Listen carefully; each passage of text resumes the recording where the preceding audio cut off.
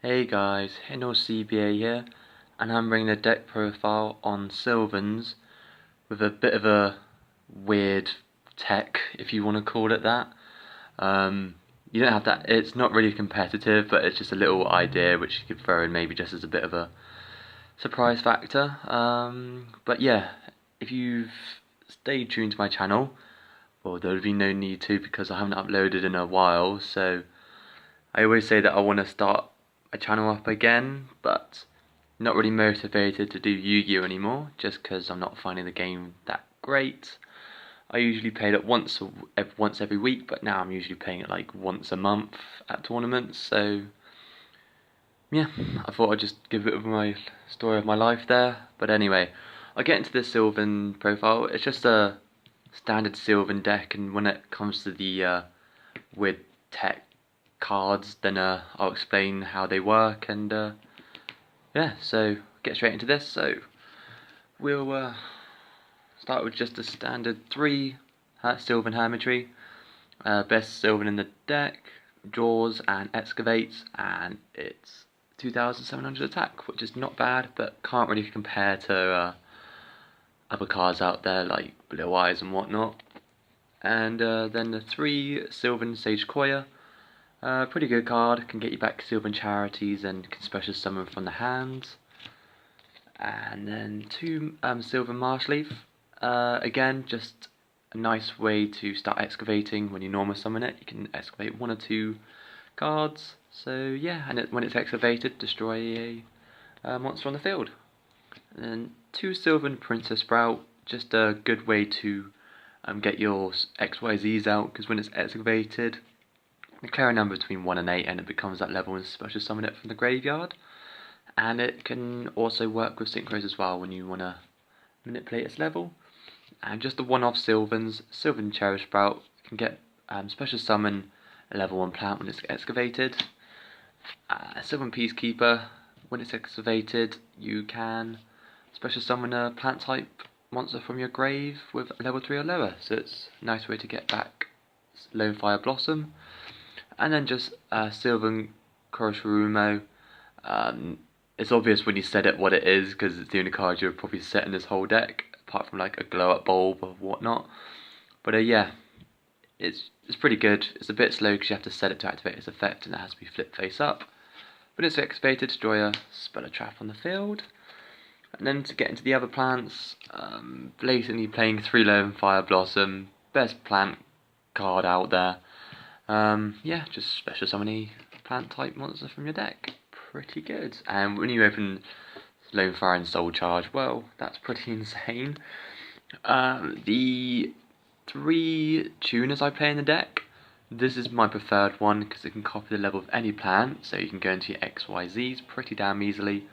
Spore's really good, and Glow Up Bulb's pretty good as well.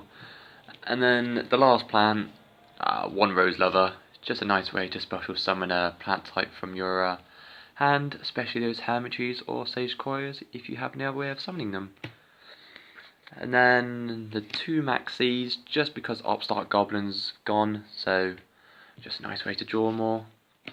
Okay, and then moving on to the random tech. I don't have a name for this deck yet, but I'll probably make it up in the title of the video. But yeah, Slifer, the Sky Dragon, the Egyptian God. Yeah. This is the random thing in my deck, which I thought would work. It worked at one time when it became 30,000 when my opponent went for the Maxi challenge, and I managed to have an attack of 30,000 Slifer, and I, attacked and won. But yeah, you're probably wondering how do you get this card out. So yeah, keep this in mind. You bring it out with the true name. If you have no idea what this card does, it came out in the Millennium Packs, I believe. But anyway, so this is how you summon Slifer. So what the card does is declare 1 card name, excavate the top card. If it's that declared card name, add it to your hand, and you can special summon 1 Divine Beast from your deck. So yeah, and it's easier than you think it to set up. Instead of randomly guessing, you stack your deck with either Sylvan Charity or Mount Sylvania. Declare that, you draw it, so it's really nice to draw the Charity as well if you stack it with Mount Sylvania. Then you special summon a Slifer. Unfortunately, this goes down at the end of the turn because it's special summon, so it destroy itself. But you can maybe synchro with it to make a Star Eater with Glurt Bulb. But yeah, it's just a random thing because its true name's much easier to use in this deck. You could change the Egyptian God to anything really, to Obelisk, because then you have a guaranteed 4,000 attacker, or the Winged Dragon of Ra, but I just chose Slifer because why not? Because with loads of charities and ways to draw, your hand size isn't too bad. You get the minimum you have at least is a 3,000 attack Slifer, so it's not bad, not bad. Anyway, yeah, that's basically the random thing in my deck. I thought I'd show the idea off, why not? Then just going to the rest of the spells. Sylvan Charity, the way to stack that true name to set up. And then again, to stack for the true name, Mount Sylvania, you can add Sylvan Charity onto the top of your deck, call it a true name, add it to your hand, then special summon, as I mentioned. And then the Miracle Fertilizer, really good way to special summon your plants from your deck, from your graveyard, sorry. So yeah, not bad. And then 3 Twin Twisters, not a really heavy trap format, I think, I'm not really sure, but it's just a nice way to get Hermitries and Sage Coils and Glurt Balls from your hand into the graveyard, so yeah. And then just the one-off spells, Soul Charge, Raigeki, and a Wonderful One. So yeah, Soul Charge open plays, Raigeki destroy, and Wonderful One. So yeah, that's the main deck. It's 40 cards, and 3 spaces take up for the Slifer and the true name, so if you don't feel like running it, I understand if no one would want to, but you know, it's just, you can just replace it with anything you want. And then I just go into the extra deck, starting with the XYZs, the 2 Falgrands, really great level 8. Let's move out of the way of the camera. And then the Elzai, the Sylvan High Protector, nice way to get problem cards off the field by putting it to the top or bottom of the deck. Tachyon Dragon, yep, just 3,000 beater, not bad, can negate all monsters' effects in the battle phase, I believe. Gimmick Puppet Giant Grinder, just to punish those XYZ decks. And then rank 7s, High Arbiter, a non-targetable returning to the hand effect, really good. And you can organise your deck as well. Then the Draco Sack, probably want to replace this, not as good as I thought it would still be. Probably want to either do it with Flare Dragon, or whatever you Big Eye, whatever level 7s. And I realise I don't have Titanic, but that's because I haven't really bothered to invest into one yet. I may do eventually, but as of yet, not really. And then moving on to the Synchros, the Star Eater. Yeah, just really good. It's just as I said, Glurt Bulb or with the Slifer to make this, so you still have something on board after Slifer may go. And then moving on to these two, the Hot Red Dragon Archfiend Abyss and the Scarlet Red Dragon, really easy to make.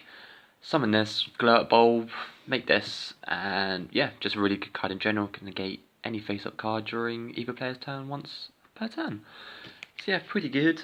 And then I didn't realise I'm making this deck profile before I made the video that I traded away one of these cards, so I had to show a picture of it. If it shows up, that's the Ultimaya Tolzakin. Really easy to make, and so you can make it with maybe doing a Copy Plant and a Hermitry, or a Spore on the Hermitry when you banish a Sage Coil to make it level 8. So yeah, pretty easy to make, and then setting spells and traps is pretty easy when you run quite a lot of spells. And then you can just proceed to make, you know, these dragons, including the Starlight.